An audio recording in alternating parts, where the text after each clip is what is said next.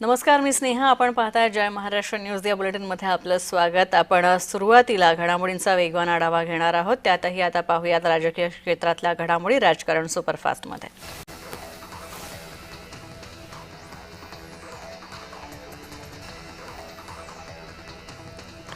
नवरात्रीपासून देशात जीएसटी बचत उत्सव सुरू होतोय आणि व्यापारी उद्योजक युवांना याचा मोठा फायदा होणार आहे. तसंच सोमवारपासून जीएसटीचे नवीन दर लागू होणार आहेत.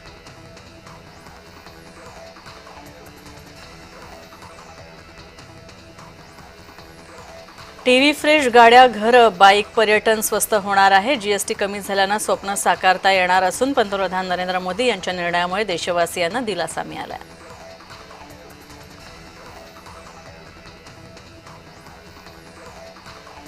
लघु, सूक्ष्म आणि कुटीर उद्योगांना फायदा होणार आहे. तर मेड इन इंडिया वस्तूच खरेदी करा असं आवाहन पंतप्रधान नरेंद्र मोदी यांनी देशाच्या नागरिकांना केलं आहे.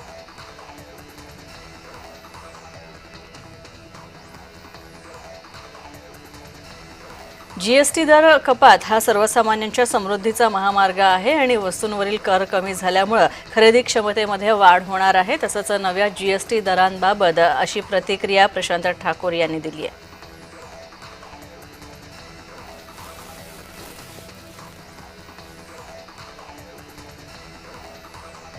जरांगेंच्या मागे शरद पवार आणि एकनाथ शिंदे यांचा हात आहे असा आरोप नवनाथ वाघमारे यांनी केला. जरांगे यांची नार्को टेस्ट करा, सत्य काय ते लवकरच बाहेर येईल असं नवनाथ वाघमारे यांनी म्हटलेलं आहे. तशी मागणी त्यांनी केली आहे.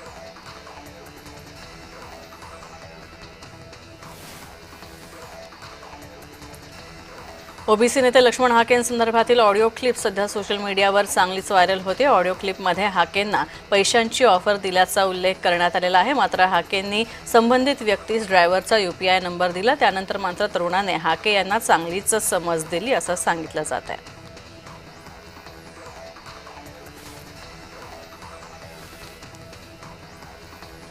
त्र्यंबकेश्वरमध्ये पत्रकारांवर झालेला हल्ला हा भ्याड हल्ला आहे असं अजित पवार यांनी प्रतिक्रिया देताना म्हटलंय. तर पत्रकारांवरचा हल्ला सहन केला जाणार नाही असं अजित पवार यांनी म्हटलंय.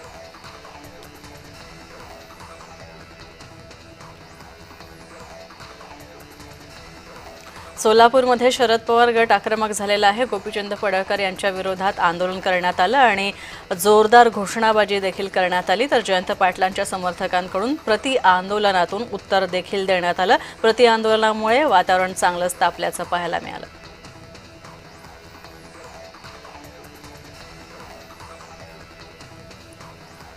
कुणीही कुणावर टीका करू नये अशी पडळकरांच्या वक्तव्यासंदर्भात दत्तात्रय भरणे यांनी प्रतिक्रिया दिलेली आहे. तर एखादा अधिकारी चुकला तर अरेरावी करू नये असं म्हणत दत्तात्रय भरणे यांनी रोहित पवारांवर निशाणा साधला.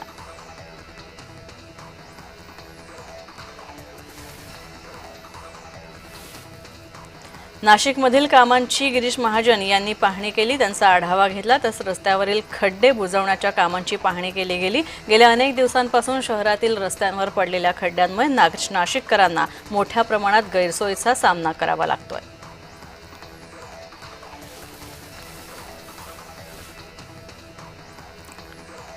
गोंदियामध्ये मराठा आरक्षणाचा जीआर रद्द करण्यासाठी मोर्चा काढण्यात आलेला आहे. ओबीसी समाजानं हा मोर्चा काढला असून त्या ठिकाणी परिणय फुके आणि काँग्रेसचे आमदार विजय वडेट्टीवार एकाच मंचावर होते.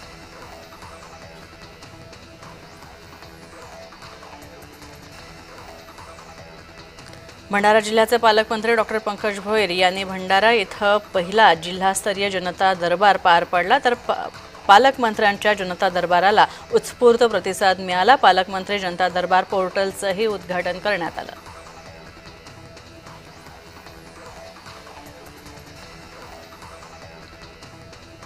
काँग्रेस नेते विजय वडेट्टीवार भंडारा जिल्हा दौऱ्यावर होते. त्याचवेळी जनता दरबारानिमित्त विश्राम भवन परिसरामध्ये पालकमंत्री पंकज भोयर उपस्थित होते. माहिती मिळताच विजय वडेट्टीवार यांनी पालकमंत्री पंकज भोयर यांची भेट घेतली. दरम्यान दोघांनीही गळाभेट करत आपुलकी व्यक्त केली.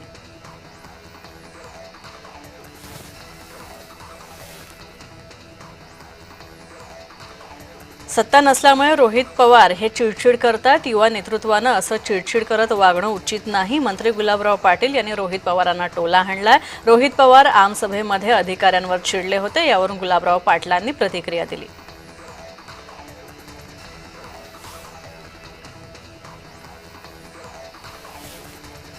बारामतीतील काटेवाडीमध्ये आज आमदार गोपीचंद पडळकर यांच्या समर्थकांनी धनगर कार्यकर्त्यांनी गोपीचंद पडळकर यांच्या प्रतिकात्मक फोटोला दुग्धाभिषेक केला। यावेळी गोपीचंद पडळकर यांच्या समर्थनार्थ कार्यकर्त्यांकडून घोषणाबाजी देखील करण्यात आली।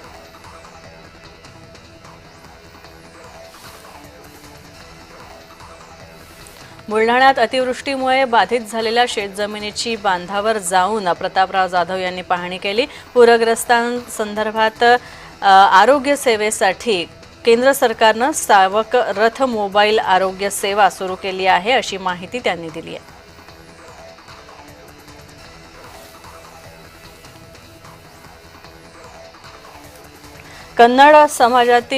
कन्नड तालुक्यातील भारतीय समाज एल्गार परिषदेचे आयोजन करण्यात आलं होतं। तर 1 ऑक्टोबर रोजी मराठा आरक्षणासाठी राजीनामा देणारे माजी मंत्री आणि माजी आमदार हर्षवर्धन जाधव यांनी परिषदेची घोषणा केलेली आहे।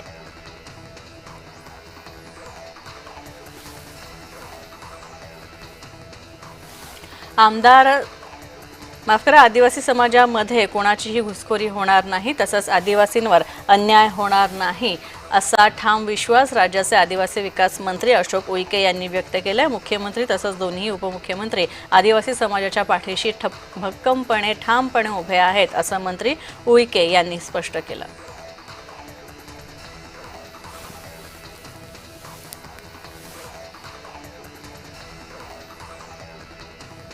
भारतीय राष्ट्रीय काँग्रेस सत्याग्रह यात्रा काढणार आहे, मात्र ही सत्याग्रह यात्रा नसून असत्य यात्रा आहे। तसंच राहुल गांधी रोज खोटं बोलतात, मग काँग्रेसला सत्याचा अधिकार कुठून येतो असा थेट सवाल भाजपचे माध्यम प्रमुख नवनाथ बन यांनी उपस्थित केला।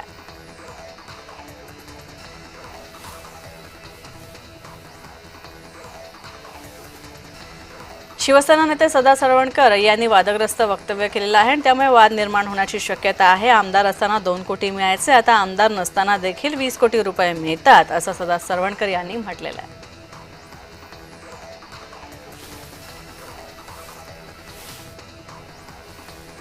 परमेश्वरानं उपकार केले, आम्हाला आरक्षण दिलं नाही असं वक्तव्य केंद्रीय मंत्री नितीन गडकरी यांनी केलंय। तर मी ब्राह्मण, मात्र महाराष्ट्रामध्ये ब्राह्मणांचं महत्त्व नाही। उत्तर प्रदेश आणि बिहारमध्ये ब्राह्मणांना खूप महत्त्व आहे। महाराष्ट्रात मराठा जातीला महत्त्व आहे असं गडकरी यांनी म्हटलंय।